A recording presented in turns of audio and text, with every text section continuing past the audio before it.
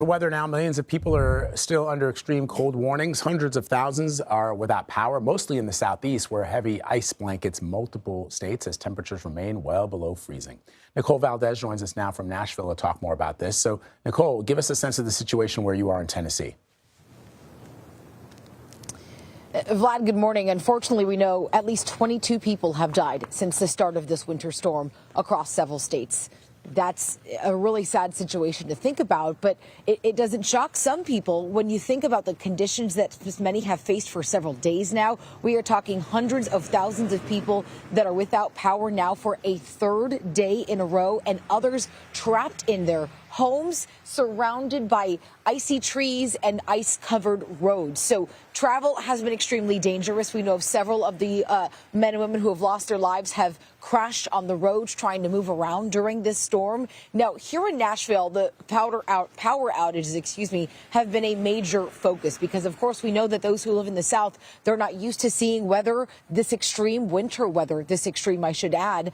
And many people are sort of not prepared in some cases or just simply unsure of how to navigate icy roads and deal with long duration power outages. Nashville Electric Service is the utility company here. They have been able to restore power to about 100,000 people, but still many more in the dark and in the cold today. And when we spoke with many yesterday who were without power, they described how quickly the temperature inside their homes were dropping, and that's where things got dangerous. So some were really realizing that they had to find somewhere else to go, whether that was a warming shelter, a friend's house, or even check into a hotel to survive these next few frigid days. Listen here.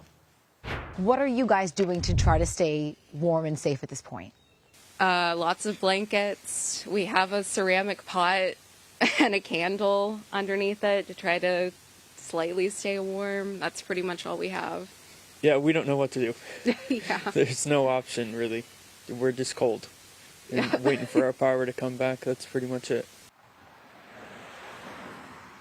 And some people, like that couple, essentially trapped in their homes, unable to get out or figure out where to go. So just braving the cold in their home with, again, whatever they had available to them. Meanwhile, travel is still a pain across much of the South and the East at airports across the country, Vlad.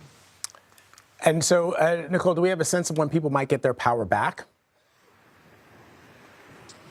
Unfortunately, we don't. The local power company here has, of course, said that they're doing everything they can. At one point, they've doubled their workforce. They've got nearly 800 linemen out today trying to restore power and get those broken power lines and power poles back up. The issue has been really the added challenge of the wind and, again, these frigid temperatures lowering those power lines that they have fixed. All right, Nicole Valdes reporting from Nashville. Thank you, Nicole. CBS News meteorologist Rob Marciano is tracking the Arctic air for us. Rob. Vlad, and you think about it, they got to cut through all those down trees and tree limbs that are covered in ice just to get to some of those power lines. So, I mean, it's just an astronomical job that they have to get through. And Mother Nature's not helping much. I mean, they'll go above freezing at times, in the afternoons this week, but not for long and not enough to make a huge difference. Look at some of these numbers this morning. It feels like 4 right now in Atlanta, 4 degrees in Nashville. The actual temperature is well below freezing. I can guarantee you that. And we're seeing temperatures that feel like below zero across parts of the Great Lakes. All right, the low this morning was 8 degrees in Nashville, one of the harder hit areas, as you know, we just showed you. And that core of that cold air over the past 7 days came north of Canada, north of Alaska, and in through the Arctic Circle. So that just give you an idea of the origin of this pure Arctic air mass. And we got another little reinforcing cold front that's going to come through this afternoon. So we might see some snow squalls from Cincinnati, Dayton, Pittsburgh, up through Buffalo.